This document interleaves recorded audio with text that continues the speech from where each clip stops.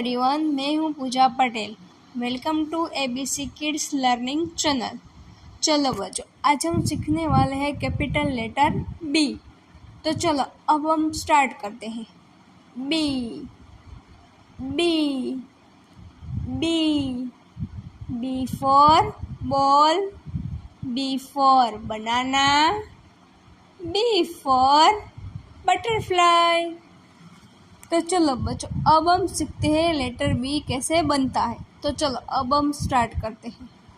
Standing line, first curve, second curve, standing line, first curve, second curve, standing line, first curve, second curve. Wow, capital B is ready. तो बच्चों, आपको भी समझ में आ गया होगा कि कैपिटल बी कैसे बनता है। तो जैसे मैंने बनाया है वैसे ही आपको कैपिटल बी बनाना है एंड सीखना है।